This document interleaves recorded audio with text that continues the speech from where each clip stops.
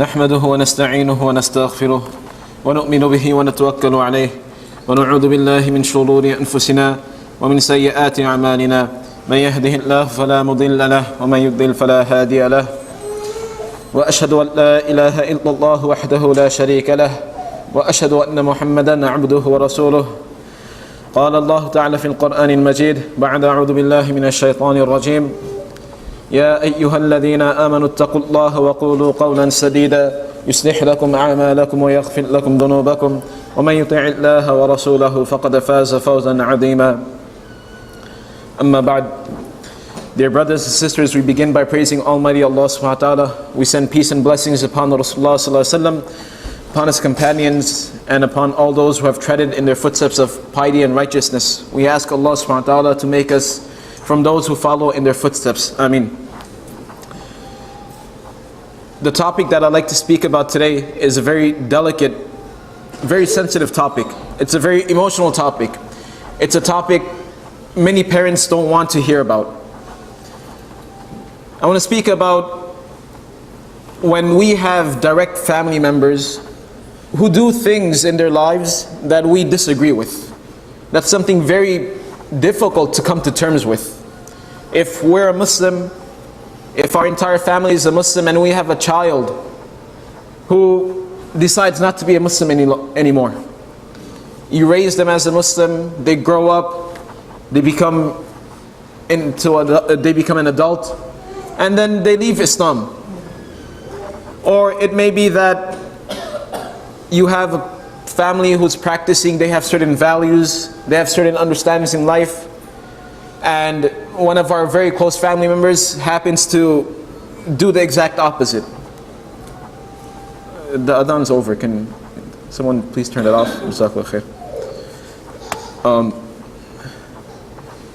So it's a very difficult topic, and it's something very difficult to think about, because no parent, no one wants to think about their child doing something that they've raised them not to do. In Surah Hud, the surah which we were reading last night in Salatul Tarawih, Allah subhanahu wa ta'ala mentioned a number of stories of the Anbiya alayhimus salam. Allah subhanahu wa ta'ala mentioned the story of Nuh alayhi salam. Allah subhanahu wa ta'ala mentioned the story of Ibrahim alayhi salam. Allah subhanahu wa ta'ala mentioned the story of Lut alayhi salam. All these prophets had something in common. They had something very strong in common. Ibrahim alayhi salam, his father was not a believer. Allah subhanahu wa ta'ala mentions it in the Quran. He says, وَإِذْ قَالَ إِبْرَاهِيمُ لِأَبِيهِ آزَرْ أَتَتَّخِذُ أَصْنَامًا آلِهَةً. Recall the moment when Ibrahim alayhi salam said to his father, Azar, أَتَتَّخِذُ أَصْنَامًا آلِهَةً, that do you take these idols to be your Lord? Do you take these idols to be your creator, your deity? إِنِّي أَرَاكَ وَقَوْمَكَ فِي ضَلَالٍ مُبِينٍ. I disagree with this. I disagree with what you believe and what everyone else believes, that these idols can be our creator, these idols can be our nourisher, these idols can be our Lord. Ibrahim a.s. went through a very difficult task in his life. He had to come to terms with his father being a disbeliever. Someone so close to us, our parents. Nuh a.s., he had to come to terms with his own son not accepting the message of Allah subhanahu wa ta'ala. Nuh alayhi salam was a prophet of Allah subhanahu wa ta'ala. He called towards Allah for 950 years. Because that's how long they lived. And at the end, his own son, the person he raised, the person who he cared for, the person who he took care of, didn't accept Islam. Allah subhanahu wa ta'ala mentions in Surah Hud that وَهِيَ تَجْرِي بِهِمْ فِي مَوْجٍ كَالْجِبَالِ وَنَادَى نُوحٌ ابْنَهُ وَكَانَ فِي مَعْزِلٍ يَا بُنَيَّ كَمْ مَعَنَا وَلَا تَكُنْ مَعَ الْكَافِرِينَ. That once Allah subhanahu wa ta'ala had commanded Nuh alayhi salam to build the ark, build the ship. They built the ship, now they're on the ship. And as the waves are coming in, it says فِي مَوْجٍ كَالْجِبَالِ, that the waves became like mountains. They were so high. And Nuh alayhi salam sees his son who is not on the ship, and he says, Ya bunay, irkab ma'ana. Oh my beloved son, come onto the ship, you'll be saved. وَلَا تَكُنْ مَعَ الْكَافِرِينَ. Don't be from those people who reject my message. And then his son tells him, سَآوِي إِلَى جَبَلٍ يَعْسِمُنِي مِنَ الْمَاءِ, that I'll climb this high mountain, it'll save me from these waters. You know, I'm a young man, and as all young adults believe that we're the smartest people in the world. Our parents know nothing at all. And when our parents advise us, we tell them, oh, you know, you're from the 50s, you know. This is 2016. You don't even know how to use an iPhone. Right? That's what we tell our parents. So exact same reply. He's telling him, don't worry about me. I can climb this mountain. I'm very strong. I'm agile. I'm young. I'll climb this mountain. I'll save myself from these waters. You don't have to worry about me. And then Nuh alayhi salam gives him one last advice. He says, لا عاصم اليوم من أمر الله إلا من رحم. That understand that no one can save you today except for Allah subhanahu wa ta'ala himself. So again, I request you, come aboard this ship. And then Allah subhanahu wa ta'ala tells us the news. He says, وَحَالَ بَيْنَهُ الْمَوْجُ فَكَانَ مِنَ الْمُغْرَقِينَ. A wave came in between them and separated them, took his life. But Nuh alayhi salam had to come to terms with this. In fact, after these floods went away, after the floods subsided, Nuh alayhi salam actually made dua to Allah subhanahu wa ta'ala, that, oh Allah subhanahu wa ta'ala, what about my son? You know, what about him? He wasn't saved. So Nuh alayhi salam had to go through a very difficult, a very emotional tragedy in his life. He had to come to terms with his son not being a Muslim. Lut alayhi salam, again in Surah Hud, as we're reading last night, Lut alayhi salam, the angels come to Lut alayhi salam, and they tell Lut alayhi salam, Ya Lut, inna rusulu rabbik, that we are messengers from Allah subhanahu wa ta'ala. La yasilu ilayk, fa asri bi ahlika bi qit'in min al-layl. That understand there's a punishment coming to you, and you have to leave. You have to leave in the middle of the night. وَلَا يَلْتَفِتْ مِنْكُمْ أَحَدٌ إِلَّا امْرَأَتَكَ. And all your family will be safe except for your wife. Your wife who was complicit in the crimes of the people of Lut. She will have to face the same punishment as them. Imagine someone telling you that there's something going on tomorrow, you have to flee. You know, if you want to save yourself, you have to leave, but your wife's not going to make it. Your wife is not going to make it. Your spouse is not going to make it. Lut alayhi salam had to come to terms with this. So as we're reading Surah Hud, and subhanallah, you know, regarding Surah Hud, Rasulullah sallallahu alaihi wasallam says, "Shayyabatni Hud wa akhwatuha," that Surah Hud and surah similar to Surah Hud, they made my hair white because of the amount of concern that these surahs brought. And when we read these surahs, you know, these surahs really stir up a lot of emotions. That because we don't have control over our children. We don't have control over the next person. We can instruct them what to do, we can teach them what to do. But at the end of the day, each and every single human being can make their own choices. We live in a free society where each individual is entitled to their own opinion. Each individual is entitled to do whatsoever they want to do in life. And there's nothing we can really do about it. If our children want to grow up and be something that we despise, there's nothing we can do about it. That's the harsh reality of this world. But it's something that we don't want to think about. It's something we don't, you know, we want to step away from. We want to keep it aside. And we make dua to Allah subhanahu wa ta'ala that Allah subhanahu wa ta'ala makes our families, our children, the coolness of our eyes.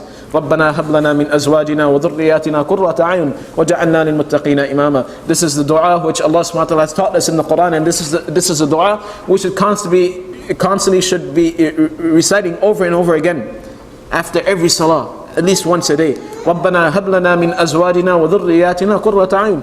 Oh Allah subhanahu wa ta'ala, make my family, make my spouse and my children, my offsprings, قُرَّةَ أَعْيُنٍ, the coolness of my eyes. When I look at them, I feel comforted. When I look at them, I feel satisfied. When I look at them, I feel pleasure. وَجَعَلْنَا لِلْمُتَّقِينَ إِمَامًا. And make us the leaders of the righteous. Don't just make us someone who's righteous, but make us from the best of the people who are righteous. And this is a dua we should learn. This is a dua we should continuously make dua with. And not only make dua, and understand that, you know, along with making dua, there has to be action. You can't make dua for something and not act. You can't make dua for something and not work for it. No one that I know of stays at home and makes dua to Allah subhanahu wa ta'ala that, oh Allah subhanahu wa ta'ala, give me $1,000, and they stay home all day. They work for it as well. So why is it that when it comes to other things, we simply make dua, or we don't even make dua, and we think that somehow Allah subhanahu wa ta'ala will just give it to us without us having to work for it? Why is it that when it comes to our families, we simply believe that our families will just turn out great without any effort whatsoever? So this is the harsh reality of this world, that we will have to come to terms with these kind of things. In specific today, what I'd like to bring up is something which has been ongoing in the media, something which is, I'm pretty sure, in the minds of many Muslims who are up to date with what's been going on in America. We're all very aware of the shootings which took place in Orlando. And the question that's been arising, the question that's in everyone's mind is, how exactly do we as Muslims living in America deal with homosexuality? This is a question. This is the elephant in the room. And as I've made it a point in the past that I'm not going to come up here and waste 45 minutes of your time speaking about something that's irrelevant. The 45 minutes that I have with you guys, inshallah, I'm going to try my best to give you the most practical aspects of Islam as possible. We've spoken about racism. Racism is a major issue in our communities. Nobody likes to hear it. Everyone says, no, Muslims are all friendly. Racism exists. Domestic violence exists. These issues exist within our communities, but we have to speak about it. And homosexuality is one of them. We live in a society now that, 10 years ago, the word homosexuality was something you hear about and then you're like, okay, let's not talk about it. Now it's being taught to our children in their schools, right from a very young age.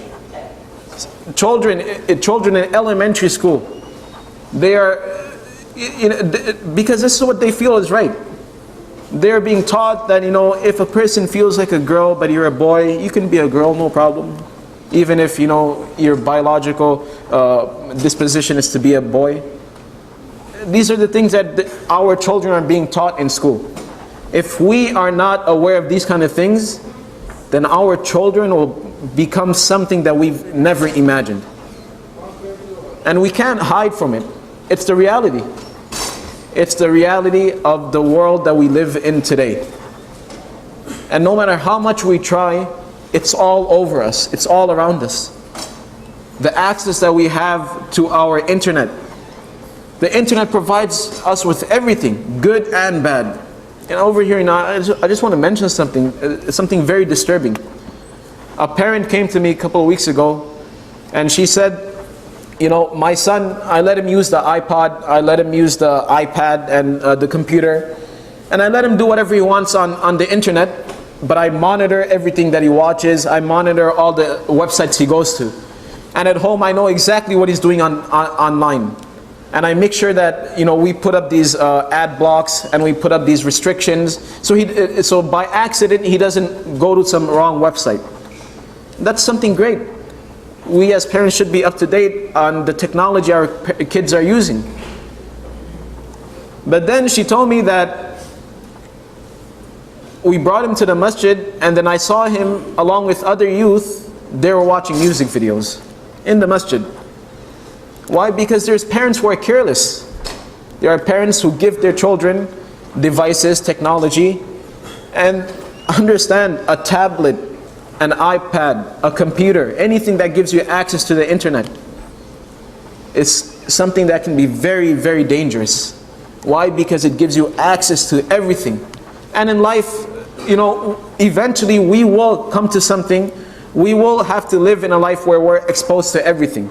But as a person is growing up, while their mind is still developing, they are in need of guidance, they are in need of help, they are in need of assistance. And that's why as parents we are always encouraging, we are always instructing, we are always guiding our children. We don't let our children make the decisions on their own. If we had to let our children make decisions on what they want to eat, all of them would be sick. But we tell them, you can have this, but you also have to eat this, you have to eat right. Why? Because as children, they're still developing, they're still learning. Once they get to a certain age, once they become adults, once they know what their values are, what they believe in life, once they know right from wrong, then it's not a big deal if they're exposed to so many things. But as they're growing up, we have to be aware of what they're being exposed to, what the implications are of giving them access to the internet. I'm not saying don't give them access to the internet. I'm saying be wary, be conscious, be cognizant of what you're giving them. Such a powerful tool. You type in a couple of words and next thing you know on the screen is the most dirtiest things you'll see in your life. And the kid tries it once, he'll try it again. The first time it will be a shock, but then the next time will be like, I'm curious. And curiosity is part of our nature as human beings. So this parent was very, very grieved. Because she's taking so much precautions and a lot of measures to make sure that her child is protected and sheltered at home. But then she brings her child to the masjid, the place where we're supposed to be learning an Islamic lifestyle, and her child gets caught up with kids who have parents that are careless. So we can't let our children come to the masjid and then be misguided. We have to be aware of what's going on. We give our children devices. Please be aware of how to use those devices. Please be aware of what your children are doing on those devices. Learn how to check the browsing history. Put on ad blocks, put on restrictions and limitations. It's a small device, but they have access to the entire world. And the world is just getting worse and worse. So over here, about homosexuality. We've been hearing it over and over again in the media that Muslims hate homosexuals, and that's why this guy, this deranged man, shot up 49 people, right? And really, some of these politicians are just ridiculous. They're telling it's not the gun that really killed people, it's this guy, who was angry, who was Muslim. Yeah, what about all the other non-Muslim shooters? Were they all, part of ISIS? This guy, he was born in America, grew up in America. He was educated in the same schools that we've been educated in. So this is the reality of this world. This is not a political speech. This is confronting reality. So the point is that, as Muslims, we are very unsure of our stance as far as homosexuality is concerned. How do we treat people who are homosexuals?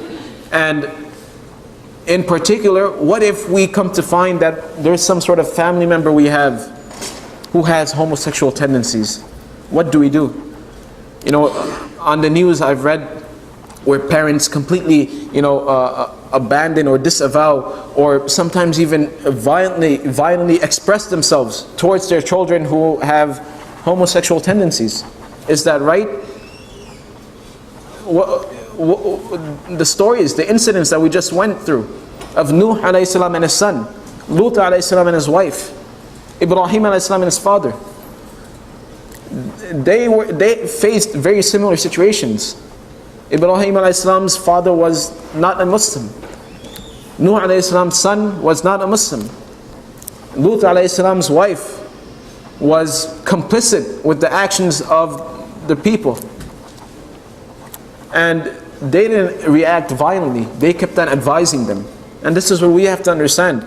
That we've been speaking about, different societal issues. And now we have to speak about this because we have to bring it to everyone's attention. And as much as I don't want to speak about it, we have to. Because we have to address situations. And we can't live our lives in this bubble thinking that these problems don't exist. So, and I want everyone to pay attention right now very closely, because I don't want people listening to bits and pieces and then walking away with some misconception or some wrong idea. Can everyone please move up? Jazakallah khair. Firstly, Allah subhanahu wa ta'ala in the Quran, He teaches us that immorality is a very broad set of actions. Immorality is not one of the characteristics of a Muslim. Allah subhanahu wa ta'ala makes that very clear.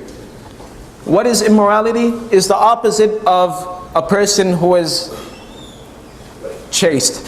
Is the opposite of a person who is moral. In this context, Allah subhanahu wa ta'ala speaks about the believer, that the believer is a person who guards his private parts.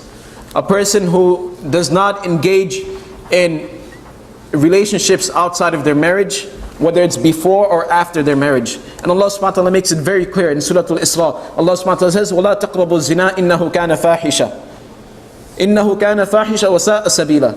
That do not even get close to zina. Right? Zina is fornication. Zina is adultery.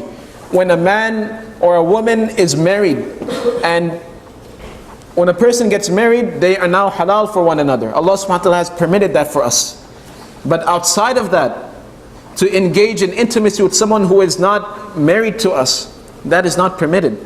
That is zina, that is fornication, that is adultery. To engage in intimacy prior to getting married as well, anything outside of marriage is considered as zina. Allah subhanahu wa ta'ala says, إِنَّهُ كَانَ فَاحِشًا. What is fahisha? Fahisha is described as something evil, reprehensible, repulsive, disgusting. Because that's what it is. It's very pleasurable, it's a lot of pleasure. You get a lot of gratification from it. But the result of it is something disgusting. And we see in today's society the amount of immorality, the amount of infidelity that's going on. Marriages don't last. I was speaking to a person, a non-Muslim, and she said, my husband is cheating on me. This is so common in today. And we see the result of it. You have children who don't know who their fathers are. You have children coming from broken families. And Rasulullah ﷺ, he's mentioned that when zina, when fornication becomes widespread, then await for the wrath of Allah subhanahu wa ta'ala. The wrath of Allah subhanahu wa ta'ala is in those children who grow up in broken families, who grow up in families without no parental figures, who grow up with those same ideas that you can just go and have children without having the responsibility of raising them. And we see what a corrupt society we live in today. And this is not something that's hidden. This is very apparent in our society. The amount of divorces that take place, the amount of infidelity, the amount of cheating that takes place between spouses. And unfortunately, it's crept into the Muslim society as well.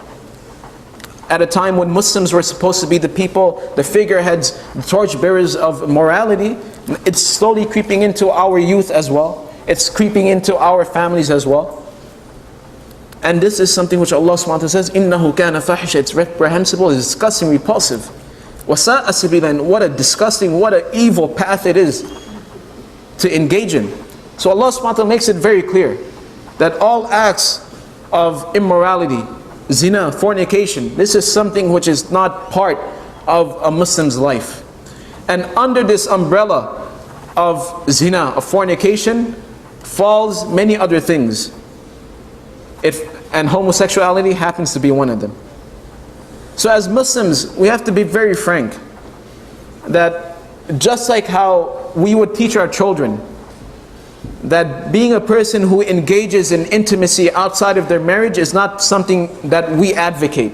If we have a child and he's married, and we know that our child who's married is having an affair with someone outside, would we accept that? Of course not. We would advise this person. We would advise our child. We would tell him, what are you doing? You're destroying your life. You're destroying your family. Likewise, as Muslims, very frank, we do not advocate that homosexuality is an accepted way of life. Now there's a very big difference between homosexual tendencies and behavior. Homosexual tendencies are feelings and emotions that people have. To have feelings, to have emotions, to feel a certain way, there's nothing wrong with that. You can feel anger, you can feel jealousy, you can feel pride, you can feel these emotions, you can feel homosexuality, you can have these feelings, these tendencies. That's okay. So I want to make it clear to everyone that if there is, people and there are homosexual Muslims, If a person happens to be a Muslim and they have these homosexual tendencies, don't feel that you can't be a Muslim. You can be a Muslim.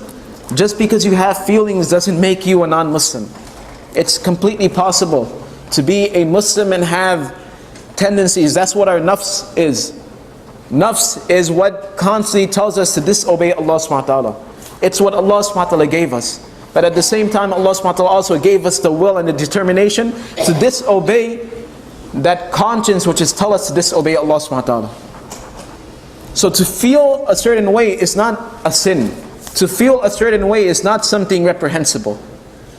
But when a person engages in that, when a person manifests their feelings into behavior, that's when it becomes an issue. If I get angry and I feel like killing someone, I have some anger issues, but as long as I haven't killed that person, I'm still fine. But as soon as I react violently to that person, that's when it becomes an issue. And this is how we have to understand it. That as for Muslims, and there are Muslims who have these homosexual tendencies, who feel that way. It's okay to feel that way. But we have to learn to control ourselves. That we can't always give into our feelings and desires. And one important thing for the overall community is understand that if we know a brother or a sister who is engaging in homosexual behavior, how do we deal with that person? We deal with them the same way we deal with anyone else. They're still human beings, they're still Muslims. Engaging in homosexual behavior is not going to take them out of Islam. If we know a person who happens to be an alcoholic, are we going to tell that person, don't ever come to the masjid? We're going to try to bring that person into the masjid. If we know a family member who happens to be on drugs, who abuses drugs, are we going to beat that person up? Are we going to kill that person? Likewise, homosexuality, it's a very new topic in the sense that before it was considered taboo, nobody spoke about it, it's like, just be quiet. Now it's inevitable, you have to speak about it. You can't sidestep it. So, as I want to give this, I want to express my concerns, my feelings, and I want to make it very clear that if there are people in our community who have these homosexual tendencies, who engage in these sort of behaviors, you are not, disassociated from our community. Don't feel as that you are not welcome into the masjid. Don't feel as though you are some lesser type of Muslim than anyone else here. Because all of us have mistakes, all of us have sins, all of us have faults. And again, we have to be very clear. Homosexuality is not a lifestyle that we advocate. Just like how we don't advocate a life of gambling. Just like how we don't advocate a life wherein we choose to consume wine or alcohol. But at the same time, if we know someone who does, we still treat them with respect. Because a person is separate from their sin. A person is separate from their faults and mistakes. And this is what we have to understand. And until we do not open our hands and welcome, the masjid is not, a masjid is a hospital. It's for people to come and recharge their iman, get closer to Allah subhanahu wa ta'ala. The masjid is not a place where only the perfect are allowed. The masjid is a place of sick people, where we come to reconnect to Allah subhanahu wa ta'ala, where we come to find the strength to continue obeying Allah subhanahu wa ta'ala despite the strength and the power of our urges and desires. And I understand that the society we live in, it's a very open society. It's a society where, if we think that our children are facing a difficult time, having issues with the opposite gender, then, at least they have, something to look forward to, that they can get married. But for our homosexual brothers and sisters, they don't have that sort of outlet whereby we advocate that that's accepted. So we have to be extra gentle to them, extra caring, extra understanding, that we do not do things to offend them, that do not, make these kind of jokes that will hurt their feelings. Because that's how you isolate and disassociate people from our communities. People are leaving. It's true, we always tell people, oh, so many people are coming into Islam. But there's so many people that are leaving Islam as well. And it's because most of the time, the way we're treating people, we treat people irrationally just because We don't accept a certain lifestyle just because, we disagree with them. We treat them in a very harsh manner. We don't let them be a part of our community. And this is crucial. So, understand this, let this process in your minds for a little bit. Think about it, ponder over it. And again, to be very clear, I'm not saying homosexuality is allowed. I'm not saying it's completely fine. I'm saying the people who have these tendencies, they are real tendencies. It's real. They're not homosexual by choice. It's something in them. It's a feeling that they can't control. We have to be understanding towards them. We have to be accepting towards them in the sense where we accept them as who they are. We understand that, you have this issue as far as being a Muslim is concerned.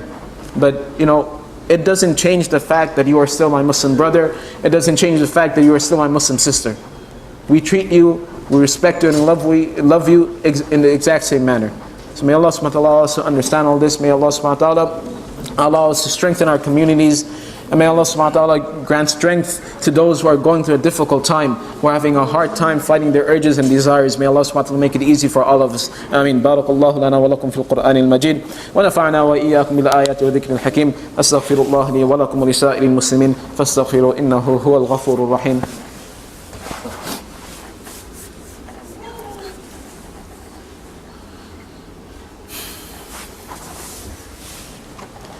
الحمد لله الذي أرسل رسوله بالهدى ودين الحق ليظهره على الدين كله وكفى بالله شهيدا ونشهد أن لا إله إلا الله وحده لا شريك له ونشهد أن محمدا عبده ورسوله أعوذ بالله من الشيطان الرجيم إن الله وملائكته يصلون على النبي يا أيها الذين آمنوا صلوا عليه وسلموا تسليما اللهم صل على محمد عبدك ورسولك وصل على المؤمنين والمؤمنات والمسلمين والمسلمات وبارك على محمد وأزواجه وذريته قال النبي عليه الصلاة والسلام أرحم أمتي بأمتي أبو بكر وأشدهم في أمر الله تعالى عمر وأصدقهم حياء عثمان وأقضاهم علي وفاطمة سيدة نساء أهل الجنة والحسن وحسين سيدا شباب أهل الجنة وحمزة أسد الله وأسد رسوله رضوان الله تعالى عليهم أجمعين.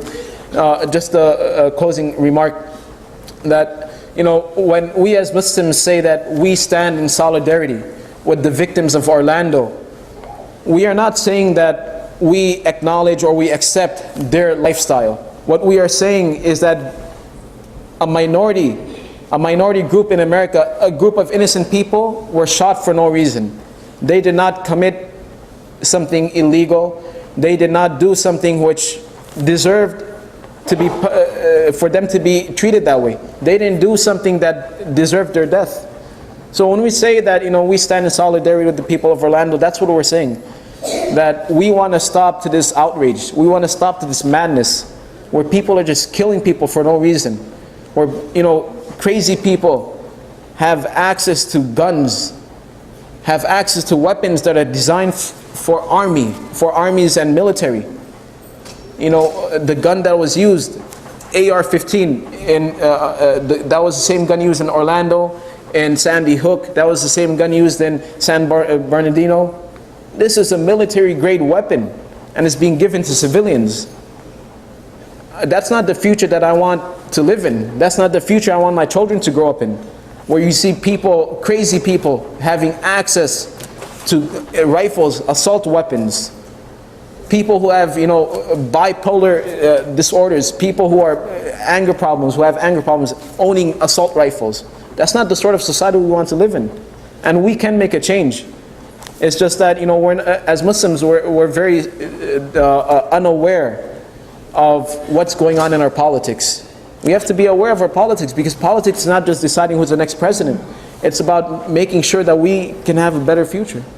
So at this moment, there's a very heated debate about whether or not there should be a ban on these sort of dangerous weapons. These are killing machines.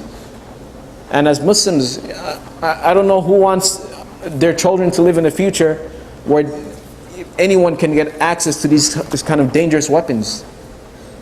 So we have to be aware of which politicians we are supporting because they will pass the laws that we want. So may Allah subhanahu wa ta'ala allow us to understand. May Allah subhanahu wa ta'ala keep our communities safe. May Allah subhanahu wa ta'ala keep people all over the world safe. Amin. Inna Allah ya'muru bil 'adli wal ihsan wa ita'i dhil qurba wa yanha 'anil fahsha'i wal munkari wal baghi ya'idukum la'allakum tadhakkarun fadhkurullaha yadhkurukum washkuruhu la takfurun. Aqimus salah.